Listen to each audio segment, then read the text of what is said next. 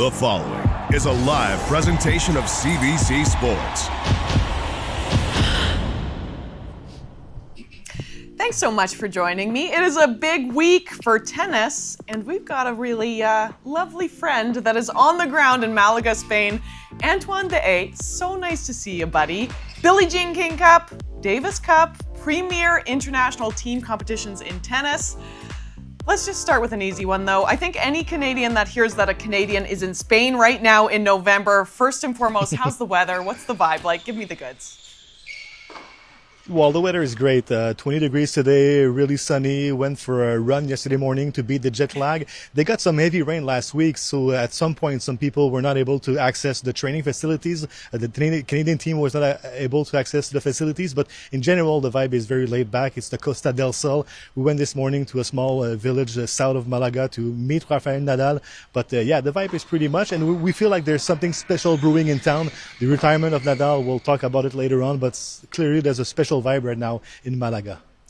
Yeah, I mean, you can even feel the specialness from everything that I've been seeing. We're definitely going to chat about Nadal. I do want to start just with Billie Jean King, though. Of course, the Cup. Canada, reigning champions, but Rebecca Marino and Leila Annie Fernandez unfortunately fall in straight sets.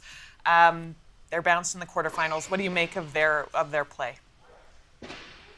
Yeah, 1-0 for Team Canada. They were the defending champions. Rebecca Marino to start. She didn't play bad, but she faced a very, very strong opponent, Emma Raducanu. She's been the U.S. Open champion 3 years ago. She's been slowed down by injuries since then, but she really, really played well in that first match, especially in the first set. She won 6-0, but Marino wasn't playing that bad. She took off in the second set. She was a much closer set, but she didn't capitalize on few break points she got. So overall, Marino was proud of herself.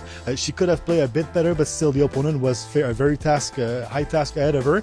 For Leila Fernandez, it wasn't a good day for her. She said after the match, she said that the ball was not coming off right from the racket. We felt that she was very tired, exhausted from the long season. So yesterday she was not at her best, and she faced another good Brit who was in a very good shape, Katie Boulder. She played a great match. So obviously a lot of disappointment for the two players. It's the end of the season, and yeah, they were disappointed, but they could have played better, but they've played worse in their lifetime as well.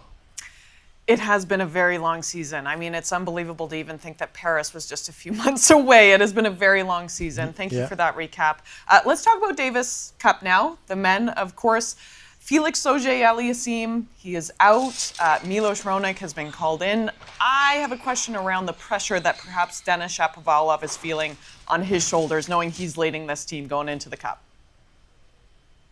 Well, he's certainly the go-to guy. He's the best player right now, but Gabriel Diallo as well had a very strong end of the season. He made the final in Kazakhstan a few weeks ago, but clearly the leader this week is Denis Shapovalov, but he loves those team events. I remember 5 years ago, he made it all the way to the final in the Davis Cup against Spain, so he can play good tennis. He's feeling great right now. He's got some good results. He's finally healthy. He's been injury plague in the last few years, but now he told me this morning he was able to train very well. So there's a lot of pressure on him, but we feel that he likes to be here, he likes to be in a team environment, and he's well supported. Gabriel Diallo will play probably the first single. There's Alexis Garano as well, and two veterans are on board this week, Vasek Pospisil that we could see in double, and Milos Raonic, who probably won't play, but they're here around him to support him. And talking about Pospisil and Raonic, we could see them for the very last time in the Davis Cup.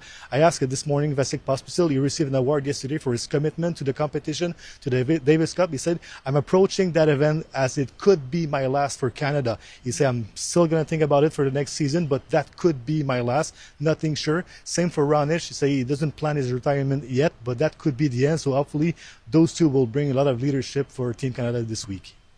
Yeah, absolutely. Hope. And lots of conversations around retirement, of course. You just hinted at two Canadians. Yeah. But the big name, I mean, the big name this weekend is Rafael Nadal. I just read a press conference. He said, you know what? The emotions, I'm going to keep them till the end. But let's not kid ourselves. This is emotional. How is he looking going into this final tournament? Well, he said this morning, I'm not here to talk about retirement. I'm not here to retire in Malaga. I'm here to help Spain win the Davis Cup. So I think he's trying to push those emotions to the very end.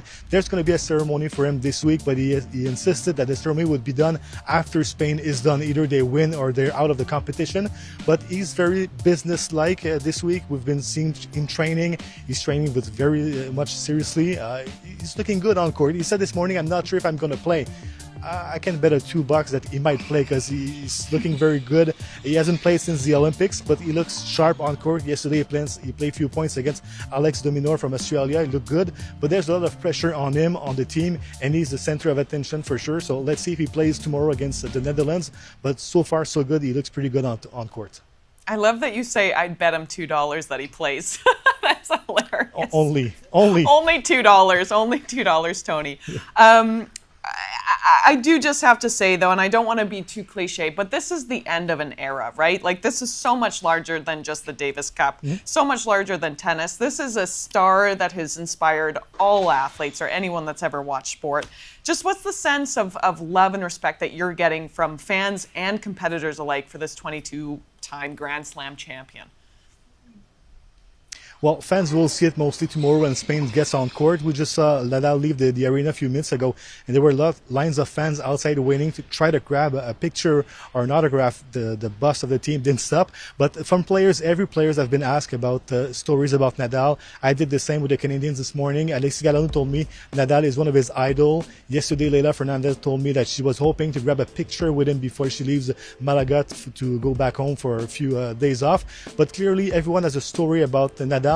I asked Milos Raonic what story he has to share with us about him, and he said, at some point in my career, I had a Spanish coach, and I was able to get into his inner circle.